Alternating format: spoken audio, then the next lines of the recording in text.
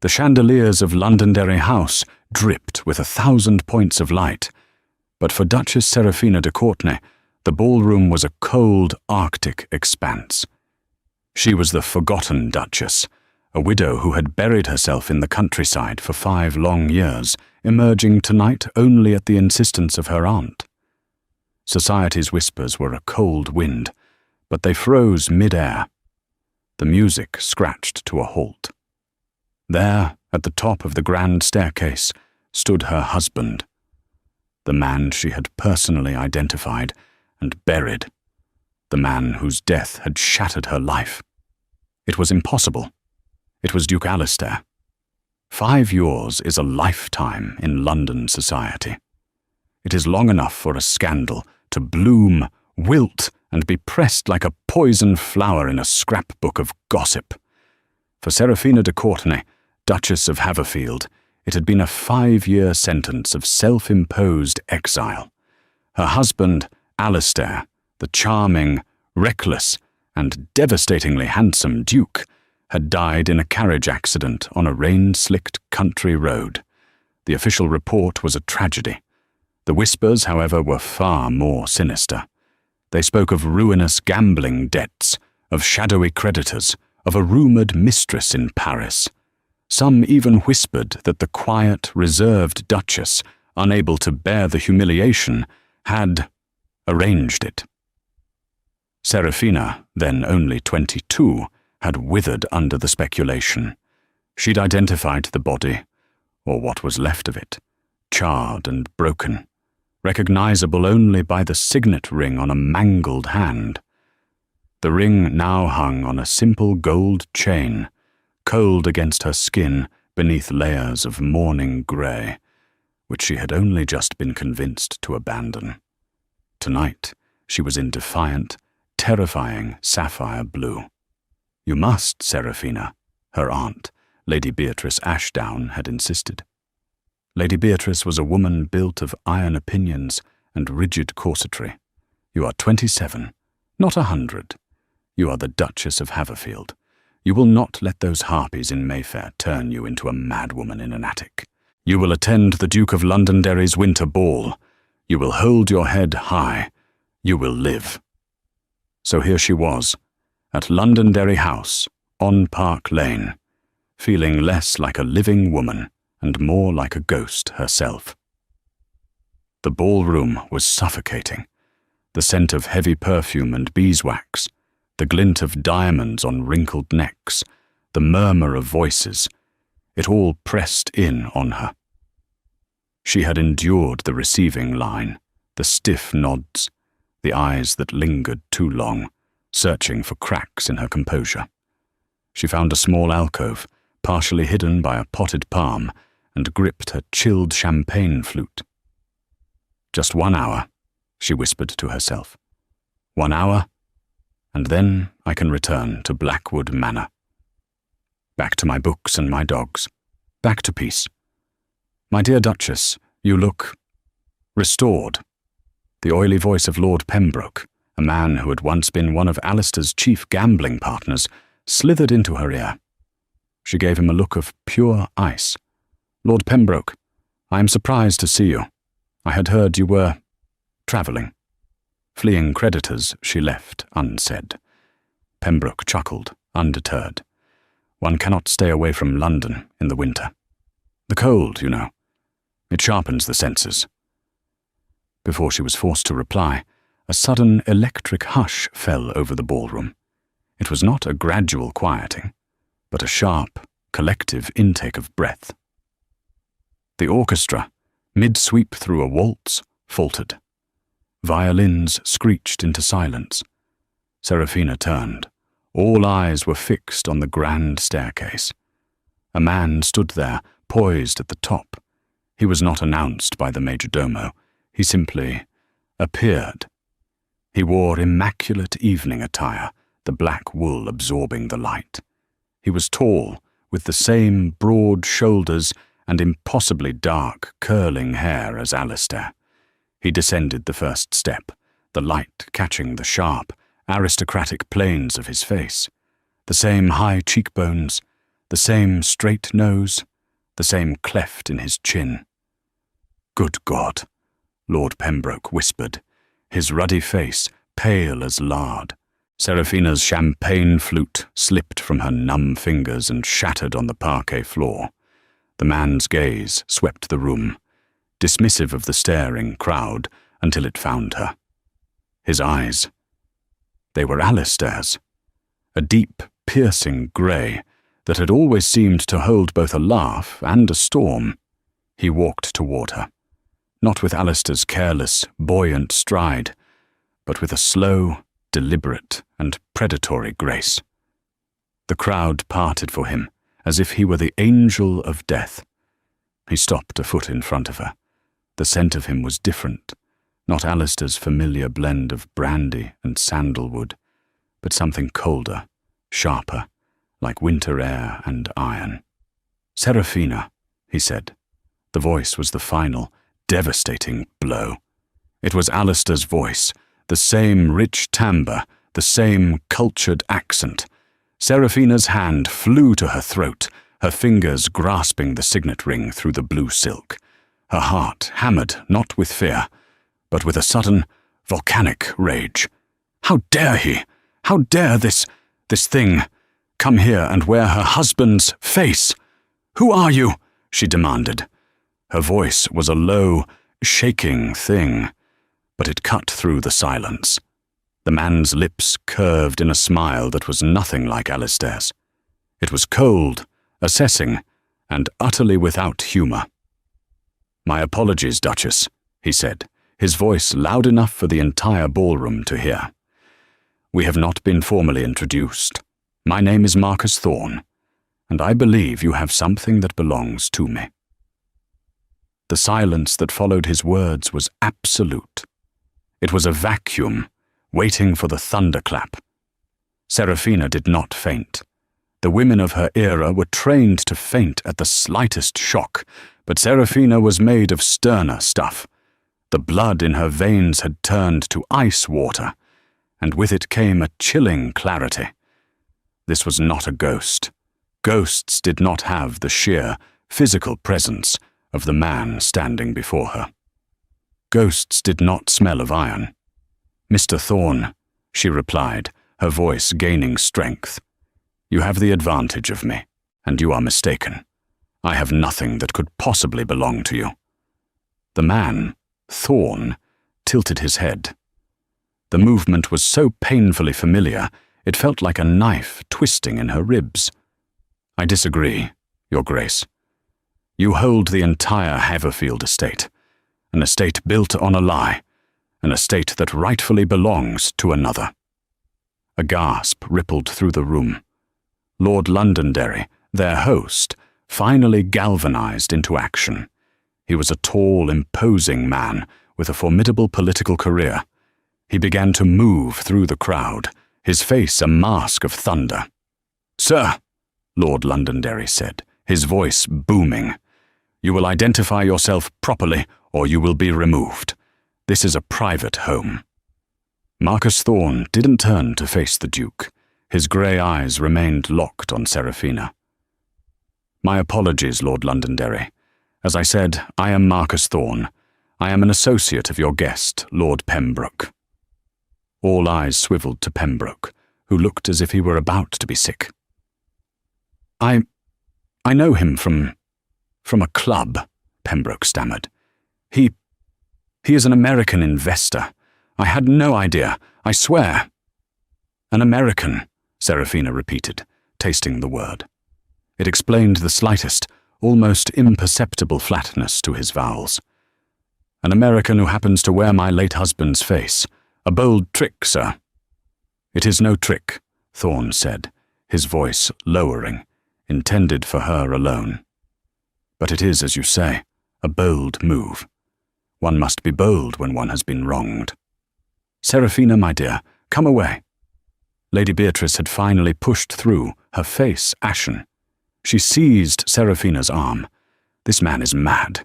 He is an impostor, a cruel, monstrous—" "I am precisely what I appear to be, Lady Ashdown," Thorne interrupted, his tone sharp.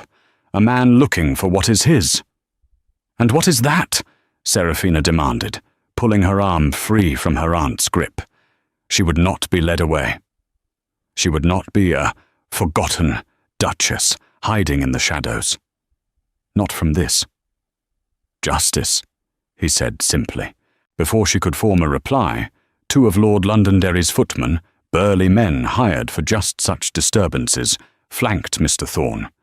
Mr. Thorne, Lord Londonderry said, his voice final, you will leave. Now. Thorne looked at the footman, then back at Serafina. He gave that cold, chilling smile again. As you wish.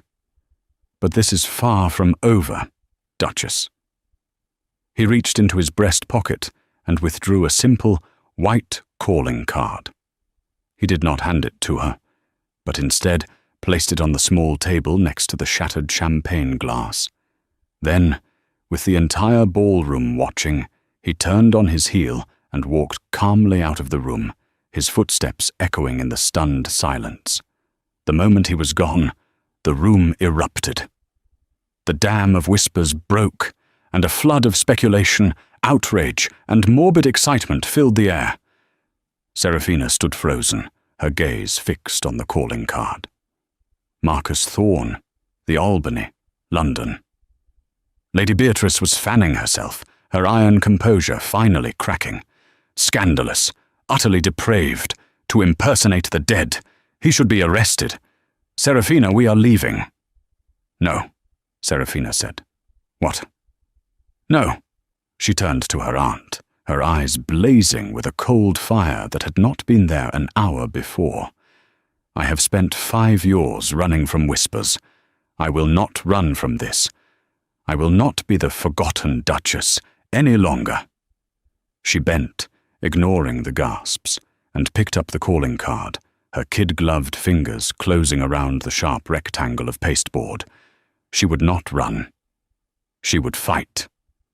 She turned to Lord Londonderry. My apologies for the scene, Your Grace. It seems my return to society is more eventful than I had planned. My dear Duchess, he said, his expression softening with pity. The apology is all mine.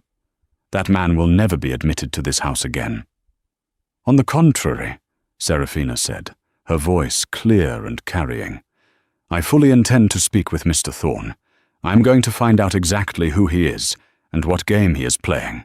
She turned and walked, not out of the ballroom, but through it, her head held high, the sapphire silk of her gown whispering over the floor. The whispers died as she passed. For the first time in 5 years, they were not looking at her with pity or suspicion. They were looking at her with something akin to awe. The ghost had returned, but it wasn't her husband. It was her. The following morning found Serafina not in her drawing room, receiving concerned callers, but in the dusty, imposing offices of Gray's Inn, seated opposite Mr. Bartholomew Pendleton. Pendleton had been the de Courtenay family solicitor for 30 years. He was a small, dry man who seemed to be composed entirely of parchment and sealing wax. He had managed Alistair's affairs and, subsequently, Serafina's. He had been the one to confirm the utter ruin of the estate, the one who had advised her to close up the London house and retreat to Blackwood Manor, where the cost of living was minimal. Mr. Thorne, Pendleton repeated, steepling his thin fingers. He had listened to her account of the ball without a flicker of expression. An American, posing as the late Duke. It is distasteful.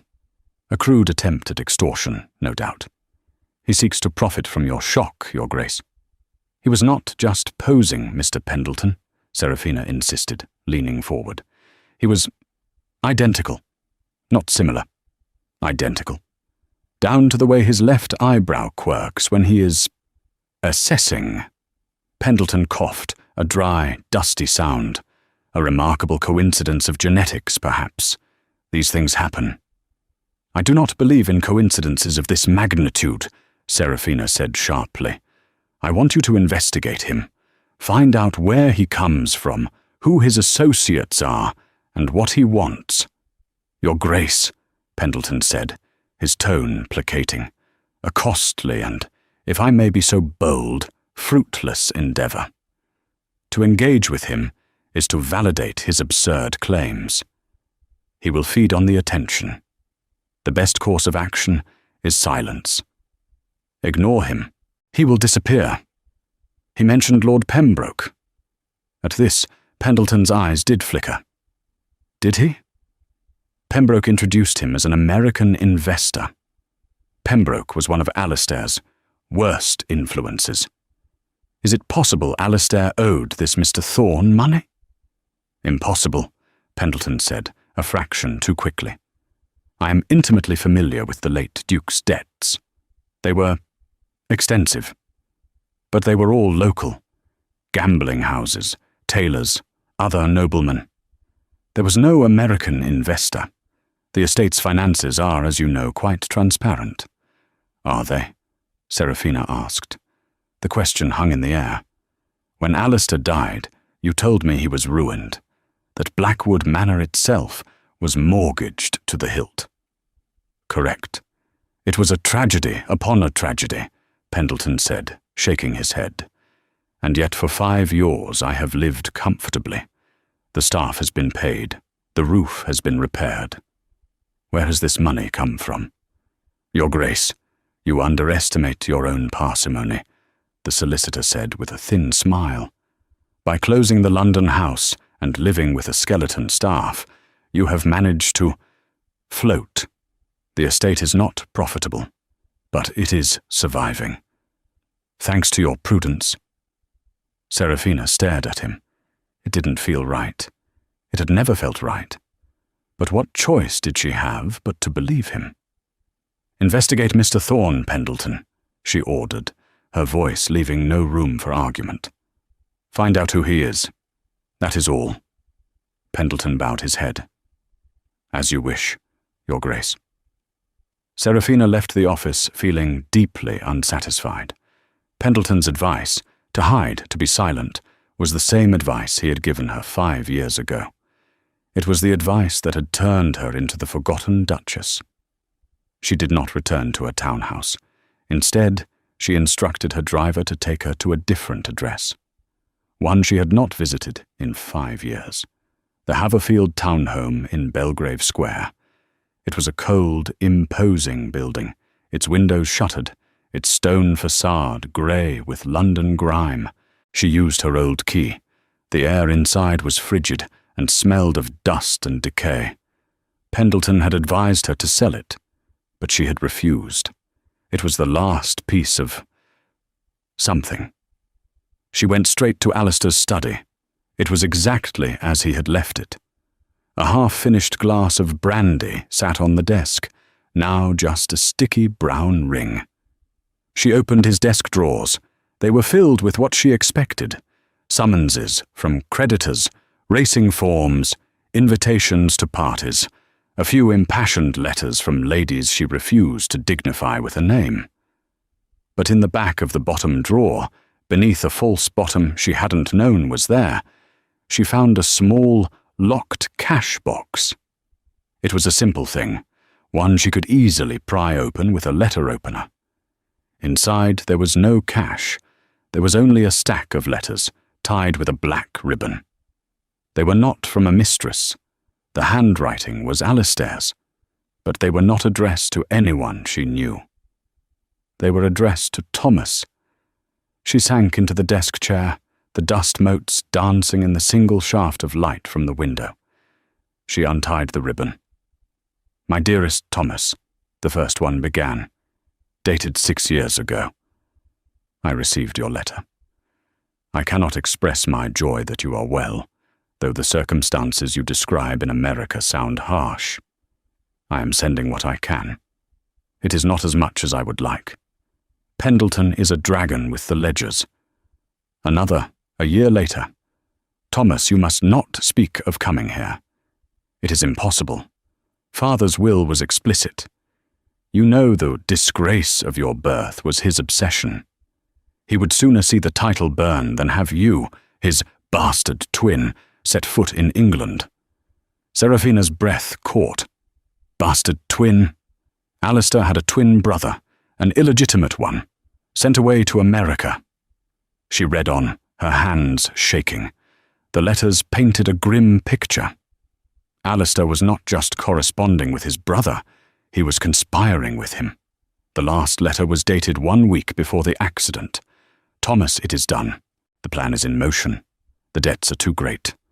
A man I borrowed from. He is not like the others. He is not a fool I can charm. He is threatening Serafina. I cannot allow that. The accident is set for next week. Pendleton has arranged a suitable body from the morgue, a poor soul with no family. By the time they find the carriage, I will be on a ship to New York. You must come to England at once. Use the name we discussed, Marcus Thorne. Go to Pendleton. He will have your share of the funds from the final asset liquidation.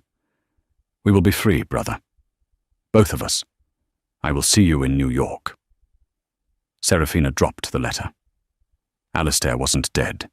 He had staged it. He had fled. He had left her to face the scandal, the whispers, the ruin, and the dangerous man he feared. And Marcus Thorne was his twin brother, Thomas, the ghost in the ballroom. But the plan had gone wrong. Alistair had never made it to New York. And Thomas was here.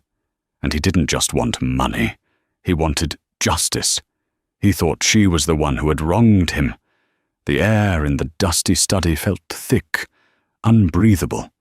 Serafina sat for a long time, the letters clutched in her hand. The shock was a physical blow, followed by a wave of cold, clarifying fury. Alistair, her charming, laughing, careless husband. He hadn't just been reckless. He had been monstrous. He had abandoned her. He had faked his own death, planted a body, and left her to grieve a man who was, in all likelihood, living a new life in America. He had let her become the forgotten Duchess, a pariah haunted by his supposed death, while he was free. And Thomas, Marcus Thorne, was his accomplice. But why was Thomas here, at this ball, making this public scene? The letter said to go to Pendleton. It said Pendleton had the money. Unless Pendleton never gave it to him. She had to see him, not as the Duchess, but as a woman seeking answers. She still had his card. The Albany, a very expensive, very exclusive set of bachelor's apartments. She did not go home to change. She did not tell her aunt. She took a cab directly to Piccadilly. The Albany was quiet and intensely private. Her title was enough to get her past the porter. She was announced, and a moment later she was being shown into a large, well-appointed drawing room. He was standing by the window, looking out over the street. He was dressed simply, but the cut of his dark wool suit was perfect. He looked even more like Alistair in the daylight. It was agonizing. "Duchess," he said, turning. His face was grim. "I am surprised. I expected a solicitor, not the lady herself. I am not here to negotiate, Mr. Thorne. Or should I call you Thomas de Courtenay?" His bloodshot, Alistair Gray eyes widened, just fractionally, the first genuine crack in his iron facade. "How?" She threw the bundle of letters onto the mahogany table between them. "I found these, in his desk, his bastard twin. The plan to fake his death. The body from the morgue. The escape to New York." Thomas stared at the letters, his face hardening into a mask of pure, unadulterated hatred. But it wasn't directed at her. "So you knew," he whispered. "You knew all along." "I knew nothing," Serafina cried, the betrayal of 5 years erupting from her. "I found these an hour ago. I thought he was dead. I grieved for him. I faced the creditors and the whispers that I had him murdered, while you and he—" Thomas looked up, and the hatred in his eyes was replaced by a dawning, terrible confusion. You truly didn't know?" I truly didn't." He sank into a chair, running a hand through his dark hair. Alistair's gesture, but filled with a weariness Alistair had never possessed. "This changes nothing," he said, his voice flat. "It only changes the target of my inquiries." "What do you mean?" "What happened? The letter said you were to meet Pendleton, that Alistair was fleeing to New York." Thomas let out a short, bitter laugh. "Alistair never made it to New York. I arrived in England 3 days after the accident. I went to Pendleton, just as the letter instructed. I used the name Marcus Thorne." "And?" "And Pendleton told me I was mad. He said he'd never heard of me. He'd never heard of a Thomas. He showed me the official coroner's report. He showed me the Duke's signet ring, the one they recovered from the ashes. He told me my brother was dead." Serafina's blood ran cold. "The ring, but I have the ring. It's here." She pulled the chain from her dress. The heavy gold ring, blackened by fire but unmistakable, lay in her palm. Thomas stared at it. He showed me one just like it. He said you had it. He said, oh God." "What did he say, Thomas?" "He said you were the one. He told me you had discovered Alistair's plan to flee, that you were enraged he was taking the last of the assets and leaving you with the debts. He said you were the dangerous man Alistair mentioned in his letters, that you had intercepted him, had him murdered, and made the fake accident a real one. He said you bribed the coroner and kept the real ring as a trophy." Serafina felt the floor tilt beneath her. "He framed me. He painted you as a black widow," Thomas said, his voice raw. "He told me you were living in seclusion, pretending to be a grieving widow, while secretly controlling the entire vast fortune you had murdered my brother for." "Fortune?" Serafina laughed, a sound bordering on hysteria. "He told me the estate was ruined, that I was practically a pauper. He's been paying me a small, carefully managed allowance from what he called prudent investments, just enough to keep Blackwood solvent."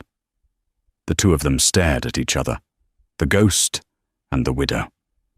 Two victims of the same elaborate lie. "Pendleton," Serafina whispered, the name tasting like ash.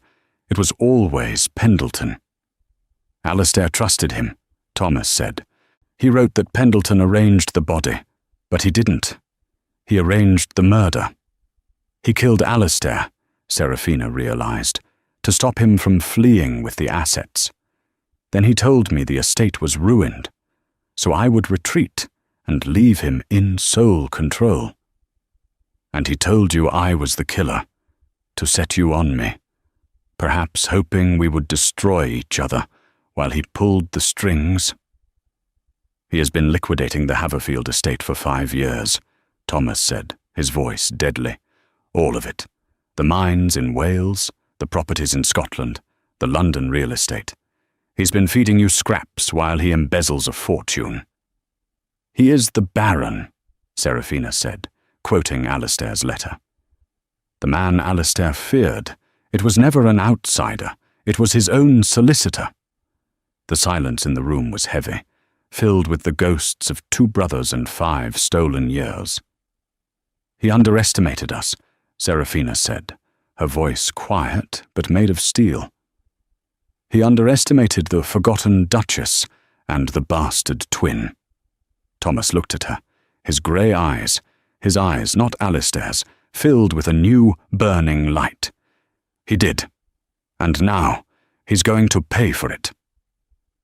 The alliance was forged. It was not one of friendship, not yet. It was a partnership born of mutual betrayal and a raw, shared need for justice. "We have no proof," Serafina stated, pacing the apartment at the Albany.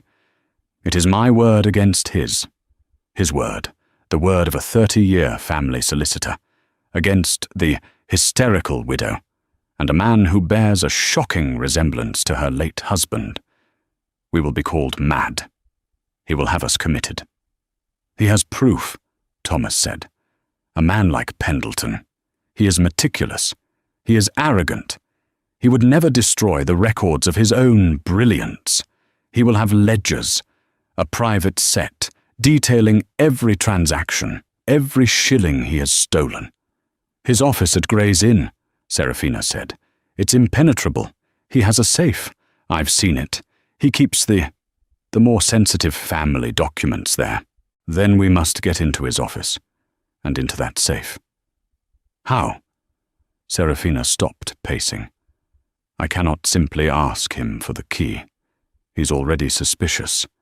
My visit this morning, asking questions about the estate's finances, he will be on his guard. We don't ask. We use the one thing we have that he doesn't expect. You. Me. You are still his client, Thomas said, a calculating look entering his eyes. You are the Duchess of Haverfield. He is hosting his annual client dinner in 2 days. I saw the announcement in the paper. At his home in Mayfair. It is for his most important accounts. I was invited, Serafina said, remembering the card she had tossed, unopened, onto her desk. I was not planning to attend. You are now, Thomas said. You will attend. You will be the perfect, grateful, forgotten Duchess. Perhaps even a little frightened by my appearance at the ball. You will lean on him for support. You will keep him occupied. His house will be full of guests, but his office at Gray's Inn will be empty. And you? And I, Thomas said, am very good at opening locks. Alistair and I, we may have been raised on different continents, but we shared certain talents. The plan was simple, dangerously simple. 2 nights later, Serafina found herself ascending the steps to Bartholomew Pendleton's grand Mayfair home. She was dressed in black velvet, the picture of sombre elegance. She had even feigned a slight tremor in her hands. Pendleton met her at the door, his dry face wreathed in a solicitous smile. Your Grace, I am so relieved to see you. After that dreadful business at the ball, I was worried. That is why I am here, Mr. Pendleton, Serafina said, allowing a slight wobble into her voice. She placed her gloved hand on his arm. That man, Mr. Thorne, he looked so like... I feel I am not safe. I feel I must rely on you, my oldest friend, more than ever. Pendleton visibly preened.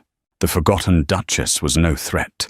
She was a frightened bird running back to her cage. Of course, Your Grace. You are perfectly safe. I have already made inquiries. The man is a known charlatan. He will be dealt with. Come, let me get you a sherry. He led her into the salon, populated by a dozen of London's wealthiest and most titled citizens. He kept her firmly at his side, introducing her, showing her off, the perfect emblem of his firm's loyalty and discretion. As dinner began, Serafina felt her stomach clench. Thomas was moving now. He would be at Gray's Inn, picking the lock on the heavy oak door. She forced herself to make small talk, to eat, to smile wanly, when Pendleton offered a toast. An hour passed, then 2. The tension was becoming unbearable. Meanwhile, across London, Thomas de Courtenay worked in the dark. The outer lock was simple. The inner office, however, was a different matter. Pendleton was paranoid. It took Thomas 20 precious minutes to disable the new, American-made lock on the office door. He lit a single, small lamp. The office was exactly as Serafina had described. And there, behind a heavy painting of a hunting scene, was the safe. It was a large, black, iron beast. Thomas examined the dial. It was complex. He had no hope of cracking it. Think, Thomas, he muttered. Alistair always said, the man is arrogant, vain. He looked around the desk. Papers, neatly stacked, a calendar, a small framed photograph of no one. It was a picture of the office itself. No. He looked closer. It was a photograph of Pendleton standing in this office, taken years ago. He was younger, but just as dry, holding a large bound book. The day the office opened, perhaps. He looked at the desk calendar. June 4th, office anniversary. He went to the safe. He tried the combination. 0604. Nothing. He tried again. Pendleton's birthday. He didn't know it. He looked back at the desk, at the blotter. It was clean. Too clean. He lifted it. Nothing. He ran his fingers along the underside of the desk drawer. Taped to the wood, his fingers brushed a small, flat key. A key? For a combination safe? He looked back at the safe. It was a dual lock, a key and a combination. Pendleton, in his ultimate paranoia, had created a system only he could open, but the key was useless without the numbers. He stared at the safe, the manufacturer's plate, Chatham and Sons. His mind raced. Pendleton, Alistair. What had Alistair said in his letters? Pendleton is a dragon with the ledgers. He thought back to Serafina. He told me the estate was ruined. The date of Alistair's death. October 21st. He put the key in the lock. He turned it. Then he went to the dial. 10221. He heard a heavy clunk. The handle turned. The safe door swung open. It was not gold or jewels inside. It was ledgers. Dozens of them. One set, bound in green, was labelled Haverfield Estate. Official. Another set, bound in blood-red leather, was hidden at the bottom. The first one was labelled Haverfield Estate. Private. Thomas opened it. His hands were steady. Page after page, the sale of the Welsh mines, the transfer of funds to an account in Zurich, the sale of the Scottish lands, another transfer, the name on the account, BP Enterprises, and then a single page, a memo, payment to J. Riggs, carriage disposal, one body, $1,000, the proof.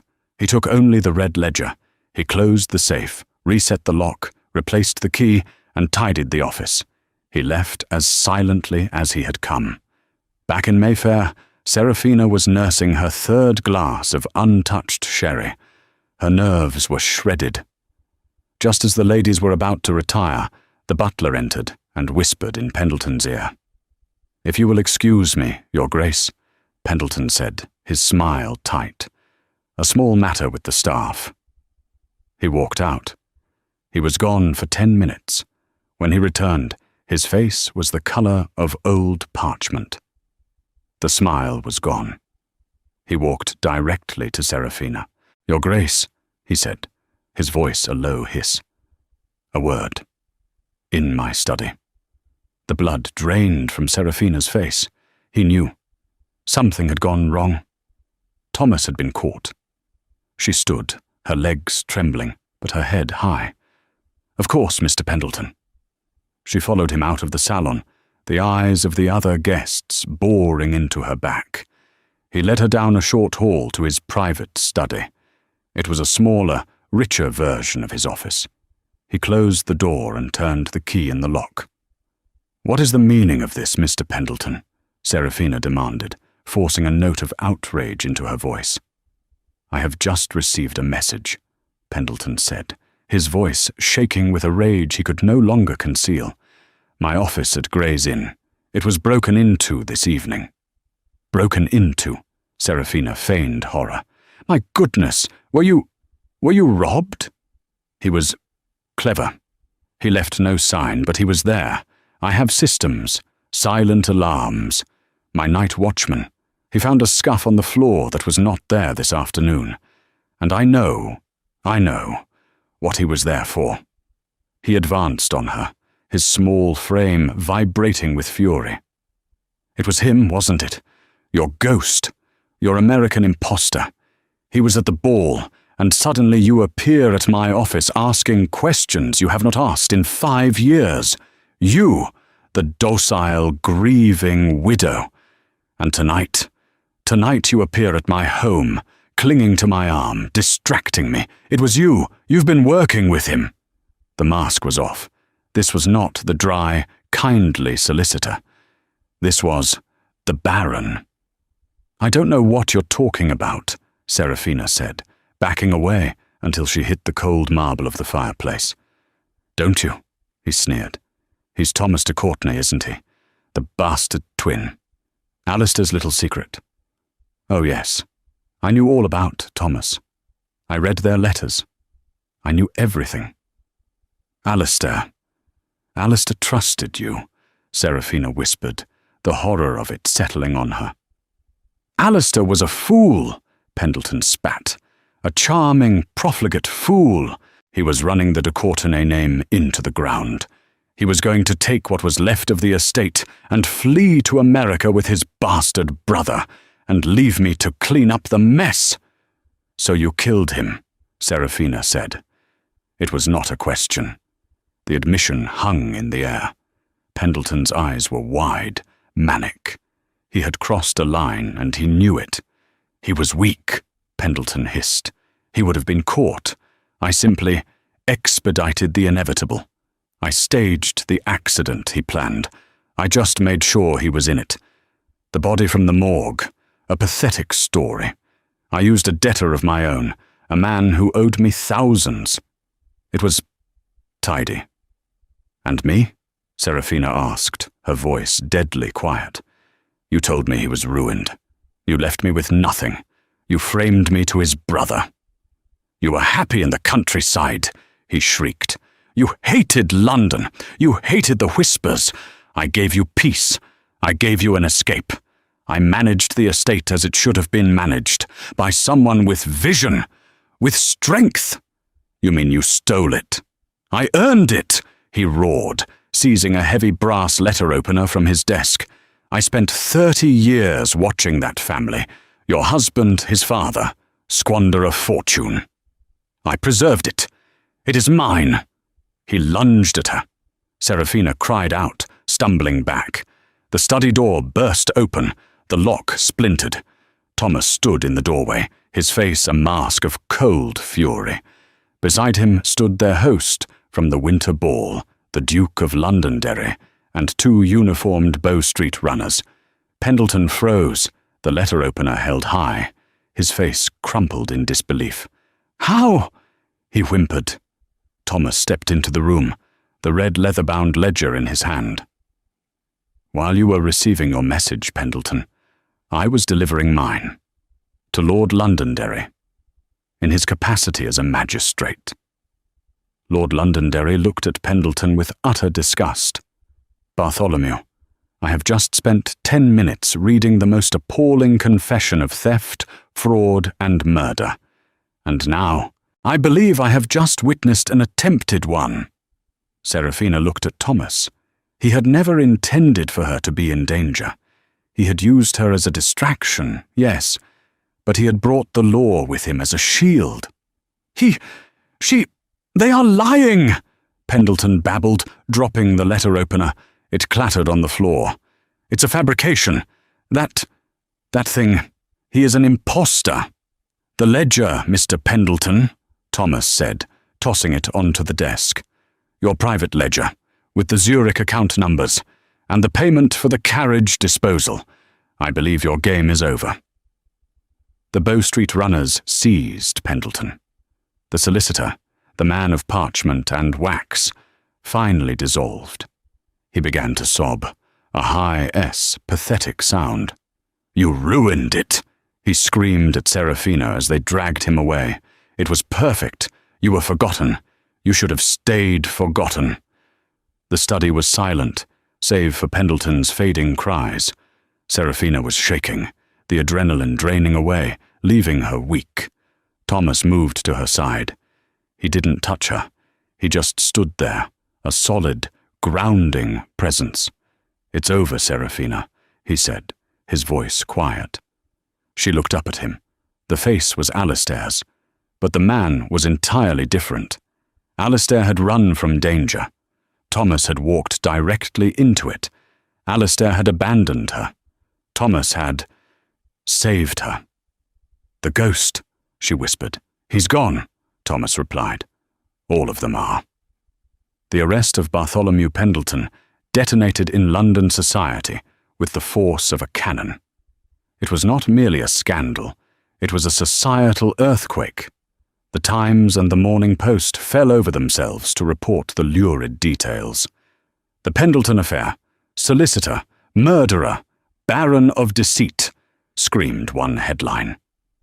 "The ghost of Haverfield, bastard twin unmasks killer," declared another. In a matter of days, Serafina de Courtenay was transformed. The whispers that had haunted her for 5 years, the pitying glances, the veiled accusations, the cruel speculation, vanished. They were replaced by a new, more potent kind of murmur. She was no longer the forgotten Duchess. A week after the arrest, Serafina ordered her carriage, not for a quiet trip to the bookseller, but for a drive through Hyde Park, at precisely 4 o'clock. Her aunt, Lady Beatrice, clutched her hand as the carriage rolled to a stop by the Serpentine. "My dear, are you certain? The stairs." "Let them stare," Serafina said. Her voice was quiet, but the tremor that had lived there for 5 years was gone. She descended from the carriage, dressed not in mourning grey or defiant sapphire, but in a deep, rich emerald velvet. Every head turned. Every conversation stopped. Lord Pembroke, the man who had first introduced Thomas as an investor, was holding court by the rail. He saw her, and his ruddy face went the colour of bleached linen. He bowed so low it was almost comical. The ton parted for her. The women who had cut her, the men who had pitied her, they now watched with a mixture of fear and profound awe. They saw the woman who had lived for 5 years as a pariah, who had walked into a ballroom and faced a ghost, who had entered a lion's den and emerged with the lion's head. They called her the Iron Duchess. Serafina did not feel like iron. She felt as though she had been hollowed out by fire, and what was left behind was not metal, but something harder, clearer, like glass. She had been invisible, and now she was anything but. The legal and financial resolutions were, by contrast, blessedly dull. She had hired a new, brutally efficient team of solicitors. The Zurich accounts were frozen. The Welsh mines, the Scottish lands, the London properties. Pendleton's liquidation had been systematic, but he had, in his arrogance, kept meticulous records. "The bulk of the fortune is recoverable, Your Grace," the new solicitor, a pragmatic man named Davies, explained. "It will take time, but the Haverfield estate is not just solvent. It is one of the wealthiest in England." He cleared his throat, shuffling his papers. "There is, however, the complex matter of Mr. Thomas de Courtenay."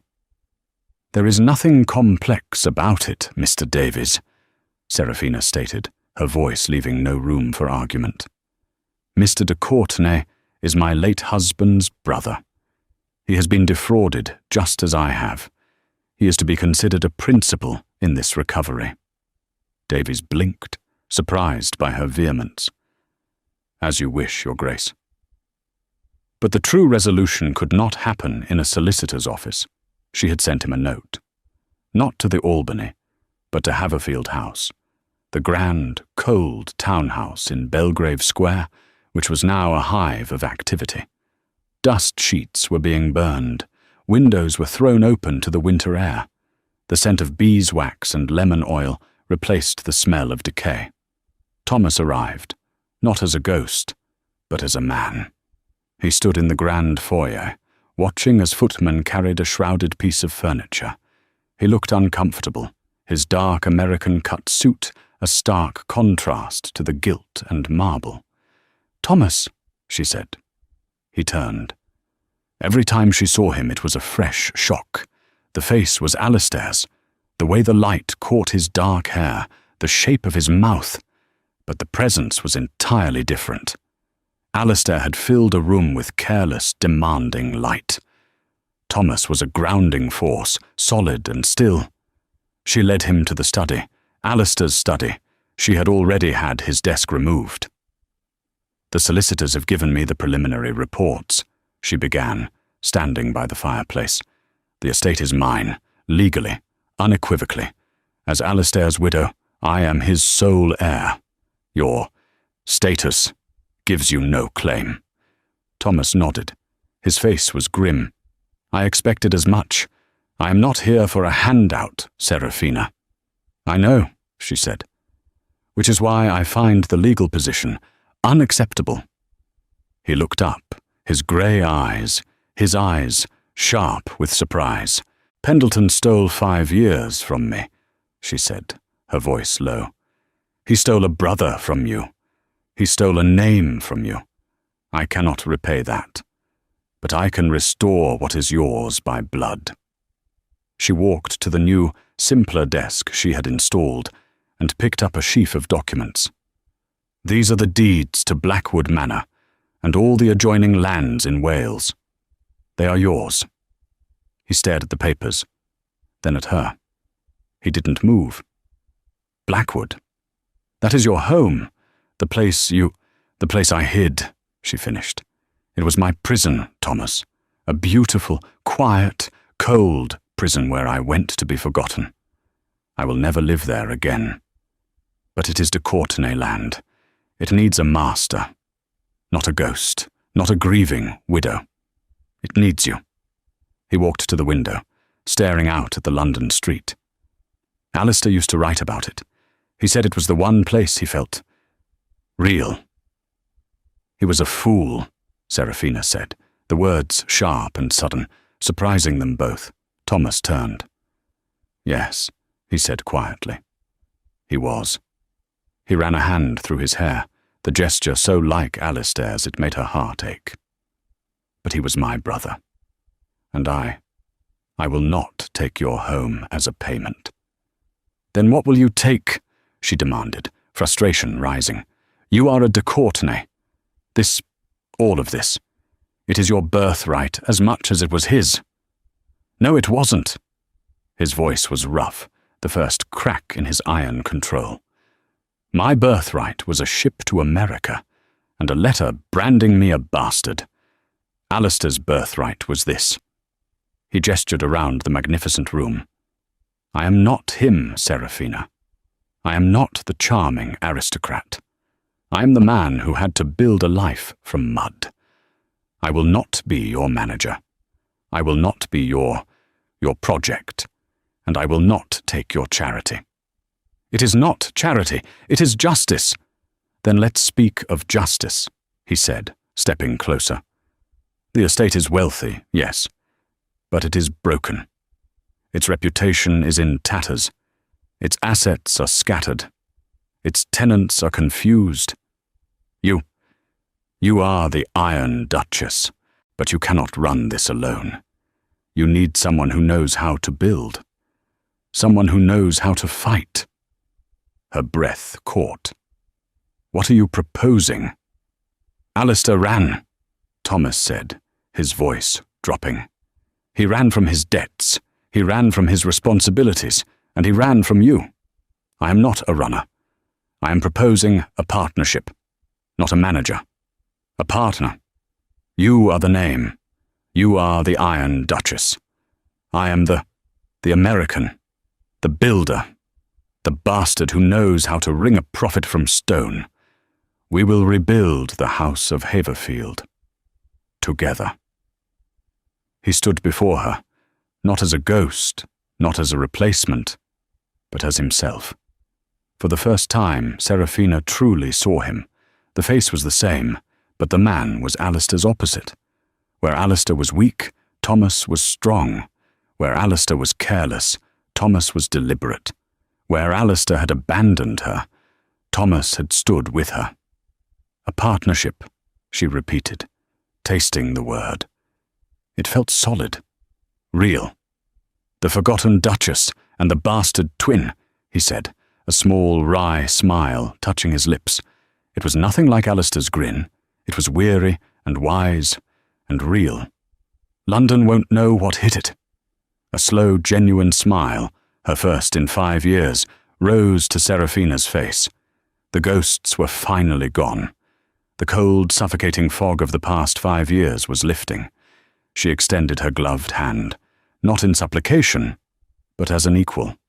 A partnership, then. Mr. de Courtenay. He took her hand. His grip was warm and firm. Thomas, he corrected her, his gaze holding hers, promising not a fairy tale, but a fight. Thomas, she agreed, and for the first time, she was not a widow looking at a ghost. She was a woman looking at her future. The ghost of the past is gone, but the future is unwritten. Seraphina and Thomas, the Duchess and the ghost, have faced down the man who tried to destroy them both. They have reclaimed their names, their fortune, and their lives. But what happens now? Can a partnership forged in such a dark, dramatic fire ever turn into something more? Can the Iron Duchess ever allow her heart to trust again, especially with a man who wears her late husband's face? The story of the House of Haverfield is far from over. If you were captivated by Seraphina's journey from a forgotten widow to a woman of power, please show your support.